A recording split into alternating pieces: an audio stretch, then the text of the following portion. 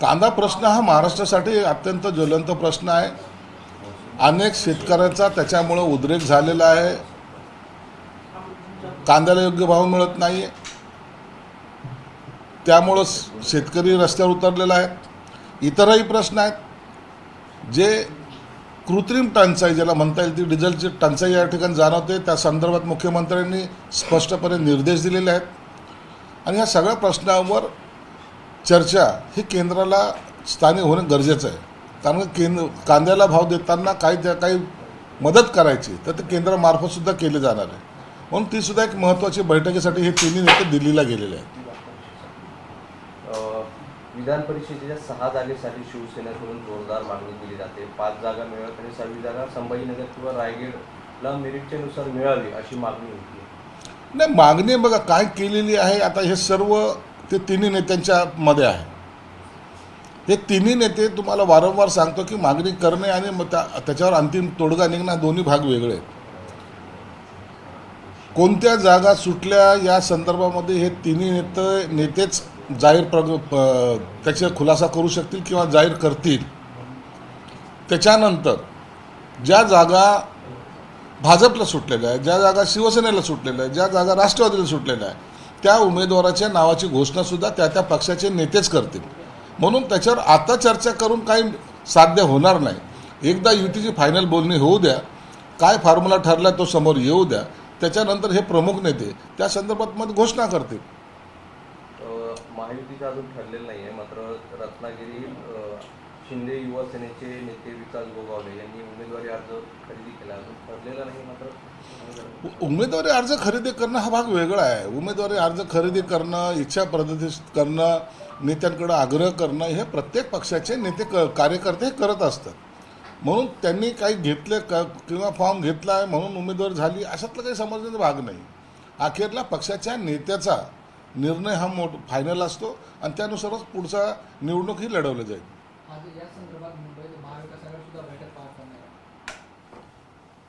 महायुतीची बैठक पार पाडणारा हा त्यांचा प्रश्न आहे. त्यांच्यात तर सर्व आलबेलच आहे. आता त्यांचे मतदार पळून चाललेत. कोणती जागा लढवली त्यांना स्वतःला संभ्रम आहे आणि जर जागा लढवली तर आपले मतदार आपल्याबरोबर राहतील का, जे सदस्य आहेत ते राहतील का, हा शंकासुद्धा त्यांना आहे. म्हणून त्यांच्यासमोर तर अत्यंत गंभीर पेच आलेला आहे. नागपूरचं उदाहरण तुमच्या समोर आलेलं आहे. म्हणून उद्या काय घडेल याच्यासाठी महायुतीमध्ये दागदुग चालू आहे. ते तुम्ही राष्ट्रवादीबद्दल बोलले तर तुमच्यावर बरीच टीका झाली. राष्ट्रवादीचे नेते म्हटले की तुमच्या तक्रार गेली. पण आता तुम्ही जे बोलले तेच खरं दिसतंय. तटकरे आणि भुजबळांमध्ये बऱ्याच बैठकीत गोंधळ झाला. तटकरेंनी खूप नाराजी व्यक्त केली. या सगळ्या गोष्टी आता समोर येतात. हे बघा, आता महायुतीमध्ये राष्ट्रवादी हा आमचा घटक पक्ष आहे आणि घटक पक्ष जेव्हा बरोबर आहेत तेव्हा त्यावर भाष्य करू नये असं मला एकनाथ शिंदे साहेबांनी सांगितलेलं आहे. म्हणून मी त्यांचा काय अंतर्गत वाद आहे त्याच्यावर मी बोलणार पण नाही. आणि मला वाटतं जेव्हा एक नेत्यांनी आदेश दिले त्याचं पालन करणं माझं काम आहे. आता राष्ट्रवादीमध्ये काय घडतंय हे तुमच्या समोर येते, त्यावर मी बोलणं उचित नाही. याच बैठकीत जे ते अर्थ खाते राष्ट्रवादीला देत नसल्याने सुनेत्रा पवार यांनी सुद्धा खंत व्यक्त केल्याची माहिती.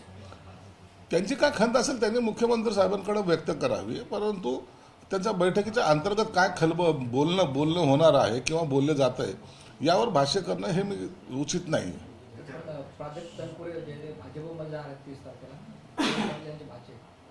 अनेक लोक येणार आहेत. पक्षामध्ये अनेक लोकांचा प्रवेश होणार आहे. भाजपमध्ये जाणार आहेत, काही शिवसेनेत येणार आहेत आणि हा पक्ष प्रवेशाचा नियमित ज्याला म्हणतो रुटीन आता सुरू झालेलं आहे. पुढच्या आठवड्यामध्ये किंवा 1-2 दिवसामध्ये आमच्याही पक्षामध्ये काही पदाधिकाऱ्याचा प्रवेश आहे. त्या संदर्भामध्ये एकनाथ शिंदे साहेब येणार आहे अहमदपूरला. म्हणून ह्या प्रक्रियेचा भाग आहे. आता अनेक जण पक्षामध्ये येणार इच्छुक आहेत. त्यांना पक्षात निश्चितच सामावून घेतलं जाईल. अनेक ठिकाणी बकरीच्या पार्श्वभूमीवर सोसायटीत कुर्बानी करण्यास विरोध दर्शवला जातोय. काल मुंबईत वाद देखील झाला, राडा झाला. कसं बघताय? नाही, सोसायटीमध्ये तुम्ही असे कत्तलखाने तयार करू शकत नाही. निश्चित सण आहे, त्या सणाचा तुम्ही कशा पद्धतीने तुम्हाला जे काही खाटीकखाने ज्याला म्हणतो ज्या ठिकाणी कत्तल होतात त्या ठिकाणी काय केलं तो भाग वेगळा. परंतु सोसायटीमध्ये ज्या ठिकाणी लोक राहतात त्या ठिकाणी असं हत्या करणे किंवा ते त्या ठिकाणी रक्ताचं हे करणे हे बरोबर नाही आणि त्याला कोणीही पाठिंबा देणार नाही.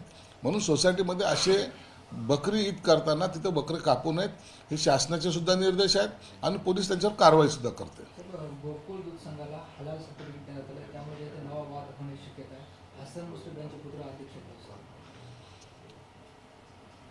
गोकुळ दूध संघाच्या बाबतीमध्ये मला पूर्ण माहिती नसल्यामुळं त्याच्यावर मी भाष्य करणार नाही. आदित्य ठाकरे यांचं वक्तव्य समोर आलं, ते असं म्हणतात की मुंबईकरांचं रक्त विकण्याचं म्हणजे भाजप सरकारचा डाव आहे. महानगरपालिकेच्या रक्तपेढ्याचं खाजगीकरणाच्या मुद्द्यावर आदित्य ठाकरेंनी जे टीका केली आहे सरकार. आदित्य ठाकरेला पूर्ण माहिती पण नसते, कशावर कशाच्या आधारावर काही बोलायचं, म्हणून आदित्य ठाकरेंनी ते वक्तव्य केलेलं आहे. खाजगी रक्तपेढ्या ह्या काही व्यापारी तत्वावर चालत नाहीत, NGOs असतात. ते NGOs सगळंच मदत करतात आणि म्हणून रक्तपेढ्यांचं काही खाजगीकरण होणार आहे किंवा काय होणार आहे, यांना फक्त कॉन्ट्रॅक्ट आणि ठेके हे याच्याशिवाय हे पुढे जातच नाही. मुंबईच्या जीवाशी कोणी खेळणार नाही, कोणाला खेळायची कोणाची बिशात पण नाही आणि कोणी खेळू सुद्धा शकणार नाही. मुंबईतल्या मोकळ्या जागा बिल्डरांच्या घशात घालण्याचा प्रयत्न सुद्धा आहे, असं आदित्य ठाकरे म्हणाले. मी तुम्हाला तेच सांगितलं. आदित्य ठाकरेला काय दिसतोय? कॉर्पोरेशन मधला ठेकेदार. फार फार तर त्याला जर इच्छा झाली तर एखाद्या नाल्यावर सफाई, यापेक्षा त्यांच्याकडे व्हिजनच नव्हतं आणि व्हिजन नसल्यामुळंच आज त्यांची सत्ता महानगरपालिकेमधून गेलेली आहे. ते अनेक ठिकाणी पाणी टंचाई, डिझेलचा प्रश्न निर्माण झाला आहे. तुम्ही सांगतात, आपण सगळे सांगतो की काही झालं की आपण पुरवठा अधिकाऱ्याकडे तक्रार करू, पण असं समोर आलं आहे की पुरवठा अधिकाऱ्यांना त्या कंपन्यांवर कारवाई करायचा अधिकारच नाहीये. ते फक्त कंपनीला सांगू शकतात की असं असं घडतंय, तुम्ही कारवाई करा, आणि कंपनी काही कारवाई करत नाही. तुम्ही जिथं जाऊन आला सगळं ते बघितलं, तिथेही पुरवठा अधिकाऱ्यांनी आता कंपनीला सूचना दिल्या कारवाई करा. म्हणजे हे पुरवठा अधिकाऱ्यांना अधिकारच नसेल तर कसं लगाम घालणार पेट्रोल? ज्या ज्या ठिकाणी डिझेल पेट्रोलमध्ये साठेबाजी करणे, पुरवठा न करणे, अशा ज्या पेट्रोल पंप मालकांनी केलेले त्या ठिकाणी त्यांच्यावर कारवाई करणं, याचा अर्थ असा आहे की तुमचा पेट्रोल पंप जो सप्लाय करतो तो केंद्राकडून डायरेक्टली इंडियन ऑइल असेल, भारत पेट्रोलियम असेल, HP असेल, तर यांच्याकडून तो सप्लाय त्या कंपन्याकडून त्यांना केला जातो आणि ते जे काय पुरवठा करतात त्यांचा मॉनिटरिंग ह्या ठिकाणी केलं जातं. परंतु त्यात जर गडबड केली तर पुरवठा अधिकारी हा त्या कंपनीला कळवतोय की तुमचा जो डीलर आहे तो इथं पुरवठा करत नाही, त्याच्यावर तुम्ही कारवाई केली पाहिजे आणि त्या संदर्भात ते पुरवठा अधिकारी काम करतात. एकदा दोनदा जर त्यांनी ऐकलं नाही तर मुळामध्ये ज्या जागेवर तो पेट्रोल पंप असतो त्या जागेची NOC ही कलेक्टरच्या मार्फत घ्यावा लागते आणि जर एवढं करून जर ऐकलं नाही तर त्याचं NOC रद्द करण्याचे अधिकार मात्र सरकारला आहेत किंवा कलेक्टरला आहेत. म्हणून पहिली सूचना देणे, दुसऱ्यांदा त्याच्यावर कडक कारवाई करणे हे सरकारचं धोरण आहे आणि कलेक्टरचं सुद्धा आहे. सर, महामंडळ वाटपाचा फॉर्म्युला समोर आला आहे टक्केवारीमध्ये. भाजप 48%, राष्ट्रवादी 23% आणि तुमची शिवसेना 29%. काल समन्वय समितीची बैठक झाली. त्या बैठकीमध्ये शिवसेना, भाजप आणि राष्ट्रवादीचे नेते उपस्थित होते. त्याच्यामध्ये हा फॉर्म्युला जवळपास ठरलेला आहे आणि आता येणाऱ्या 8-10 दिवसामध्ये या महामंडळाचं वाटप, कोणतं महामंडळ कुणाला, कोणते NGOs कुणाला, काय जे काही आहेत त्या सगळ्यांचं वाटप या पुढच्या 8-10 दिवसामध्ये होईल आणि पक्षप्रमाणे जे काही रेशो ठरले आहे त्यात त्या पक्षाचे कार्यकर्ते समावेश केले जाईल.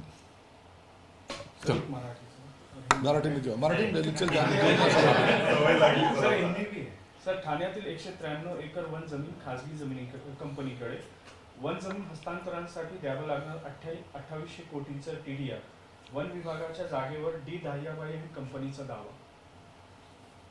या संदर्भामध्ये जे काय वन विभाग आहे त्यांच्या जागेचा TDR कोणी घेत असेल किंवा काय करत असेल ती ह्या तांत्रिक बाबीची माहिती नसल्यामुळे आता तातडीने त्यावर उत्तर देणं योग्य नाही. पडेगाव भागामध्ये कचरा डेपोचा प्रश्न निर्माण झाला, कारण की तिकडे जो धूर कचरा डेपो लागला. आता ते केलं ना, त्याचा प्रश्न तर सॉल्व्ह केलेला आहे. पडेगावचा स्वतः आयुक्ताला व्हिजिट करायला लावलेली होती. त्या ठिकाणचं जे असलेले ते धुरामुळं जे काही त्रास होत होता नागरिकांना, त्या संदर्भामध्ये सुद्धा आता तातडीचे पावलं उचलले गेलेले आहेत आणि यापुढं असे कचऱ्याची ढीग त्या ठिकाणी साचणार नाही याची सुद्धा काळजी घेण्याचा आदेश आयुक्ताला देण्यात आलेले. मोदी सरकार लोकांना श्वास घ्यायला अडचण आहे, लोक फिरायला सोडून जातात. सिरियस आहे तो. ती गोष्ट काय असं साधी घेण्यासारखी नाहीये.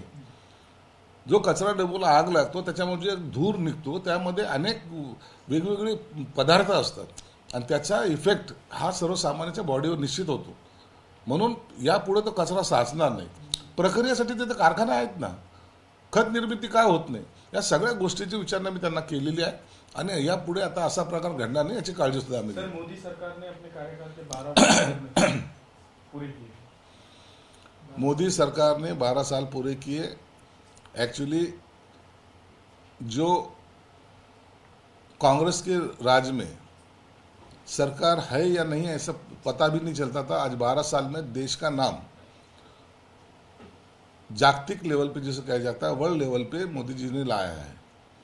डेवलपमेंट के बारे में मोदी जी की जो मनोकामना थी वो पूरी होती ही नजर आ रही. आप देखेंगे 12 साल में मोदी जी के ऊपर कोई भी भ्रष्टाचार का आरोप नहीं. एक महासत्ता बनने के लिए मोदी साहब ने जो कदम उठाए उसको सभी वर्ल्ड के सभी देश, अनेक देशों ने उसकी प्रशंसा की है. इसलिए मोदी साहब का ये राज्य कारभार मुझे लगता है और अच्छे से चलेगा और वो पूरा कार्यकाल वो पूरा करेंगे. सर मुंबई में जो है कई सोसाइटीज में बकरीद ईद की कुर्बानी को लेकर हंगामा हुआ है. उसी पर मुंबई के डिप्टी मेयर ने मांग की है कि हाउसिंग सोसाइटी में कुर्बानी पर प्रतिबंध रहे. देखो, बकरी ईद मनाना गलत नहीं है. कोई भी जाति धर्म का हो उसने उसका सन त्यौहार मनाना चाहिए, लेकिन इस तरीके से नहीं. सोसाइटी है, सोसाइटी में तुम अभी छोटे बच्चे रहते, सब ये रहते, उनके सामने लाके बकरे कटवाएंगे और वो सब नज़ारा वो बच्चे देखेंगे, ये मुझे लगता है ठीक नहीं. आपके लिए एक स्लॉटर हाउस दिया है, वहाँ परमिशन लो, वहाँ बकरे कटाने हैं उधर कटाओ और वो अपना ईद अच्छे से मनाओ. इस तरीके से अगर करेंगे तो वो बच्चों के ऊपर भी असर पड़ता है. इसलिए मानवता के दृष्टिकोण से हमने उसको विरोध किया है और पुलिस भी उनके ऊपर कार्रवाई करेगी. सीबीएसई की ऑन स्क्रीन मार्किंग व्यवस्था पर जो है सवाल उठ गए हैं, क्योंकि एक हैकर ने दावा किया है कि उन्होंने जो है पोर्टल हैक कर लिया है उसका, जबकि सीबीएसई ने हैकर के दावे को खारिज किया है. बहुत सारे हैकर्स है, उन्होंने ऐसा करने की कोशिश भी की. अभी पता नहीं उसमें इस हैकर का क्या कहना है. ये सब बातें टेक्निकल है और टेक्निकल बातें जब तक सामने नहीं आती है उसके ऊपर बोलना उचित भी नहीं है. लास्ट डेमोग्राफी चेंज पर हाई लेवल कमेटी गठित की गई है. केंद्र सरकार ने देश में जनसंख्या के असामान्य बदलाव और अवैध प्रवास की जांच के लिए हाई लेवल कमेटी बनाई है. जस्टिस नावलेकर की अध्यक्षता वाली समिति एक साल में रिपोर्ट देकर सुरक्षा और नीति से जुड़े सुझाव देंगी. एक अच्छी बात है, पॉजिटिव थिंकिंग है.